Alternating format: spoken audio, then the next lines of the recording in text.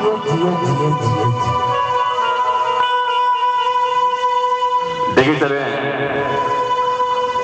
बहुत सुंदर कलाकार हमारे सुरेश शुक्ला जी भैया बम्बई से, हमने के तो बम्बई ना बलिया से लखनऊ, लखनऊ से बलिया रह गए। बम्बई कब का खत्म हो गया, मुंबई हो गया। अच्छे, लेकिन साहब खातिर एक देखिए बहुत पुरान साहब रुआ, एक एक शब्द सुनिए, एक एक शब्द समझिए करा के। काहे से कि मेरा अध्यक्ष जी कहनी है प्रदेश के अध्यक्ष जी की पारंपरिक गीत होके के चाहे। देखिए असली में छठ मैया के त्योहार बेटा के बधाई लोग भूखेले। राज साहब सही बात है ना, बेटा के बधाई हो गई।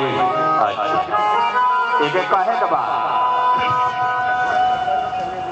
कि कहां से आवेला पियरिया, पियरिया लागल झालर हो,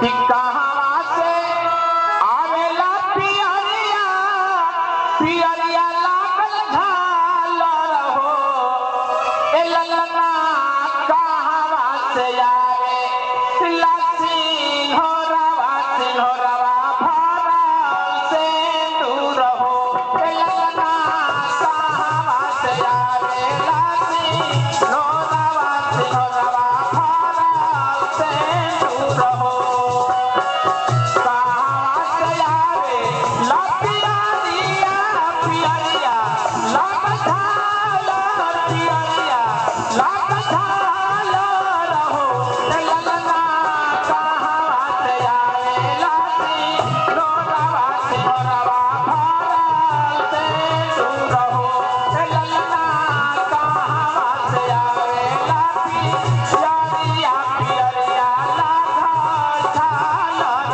हो।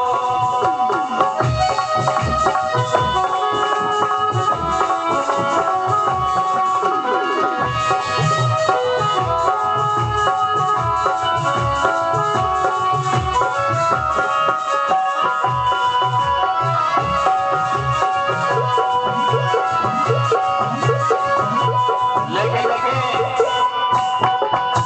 मीठी मीठी रवे तो ताली बजाओ देते, जेकरा जेकरा लड़का बाड़ा जे वंश वाला बा, जेकरा जेकरा लड़का बाड़ा जरूर ताली बजाई छठ माई के।